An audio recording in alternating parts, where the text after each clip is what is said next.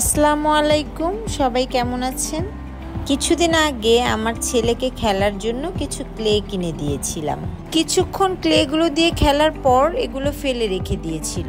তাই ভাবলাম ক্লেগুলো দিয়ে আমি কিছু বানিয়ে ফেলি। এগুলো দিয়ে আমি কি বানালাম সেটাই আপনাদের দেখাবো। এছাড়া আমার ছেলে বলছিল ঘরে রাখতে রাখতে ক্লেগুলো বাতাসে নষ্ট হয়ে যাচ্ছে, তাই আমাকে বলছে তুমি কিছু বানিয়ে দাও। আমি ওর জন্য সহজ উপায়ে একটি ঘর বানিয়ে দিলাম। ঘরটি বানানোর জন্য ছোট একটি হানি জার নিয়ে নিয়েছিলাম, যাতে সহজেই আমি ঘরটি বানাতে পারি। আমরা চাইলে জারটির মধ্যে কিছু রাখতেও পারবো। এছাড়া সারাদিন ঘরের কাজকর্ম করার পর বোরিং ফিল হলে তখন আমি এই ধরনের কিছু একটা করতে থাকি। আপনারা যারা দৈনন্দিন জীবনে যাবতীয় কাজকর্ম করার পর একটু সময় পান, তারা অন্যের সমালোচনায় সময়টা নষ্ট না করে আমার মতো এই ধরনের আজাইরা কিছু কাজ করতে পারেন। তাহলে আর অন্যের পাপ নিজের কাঁধে আসবে না।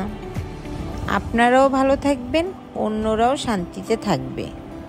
যাই হোক, কিছু মানুষের স্বভাব তো আর সহজেই ঠিক হয়ে যাবে না।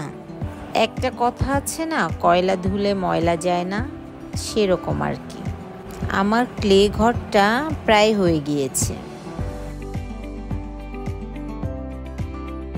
ঘরটার উপরের পাতাগুলো আমি গাঢ় সবুজ দিতে চেয়েছিলাম, কালারটা ছিল না, তাই রং করে নিচ্ছি।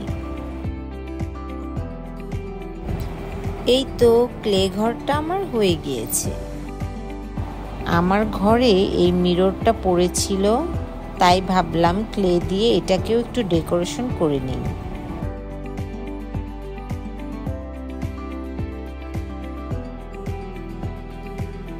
ছোট ছোট ফুল বানিয়ে আমি মিররটা ডেকোরেশন করে দিচ্ছি। এই তো হয়ে গিয়েছে আমার মিররটা ডেকোরেশন করা। এই ঘরটা আর মিররটা কেমন হয়েছে কমেন্ট করে জানাবেন। আপনারা সবাই ভালো থাকবেন। আল্লাহ হাফেজ।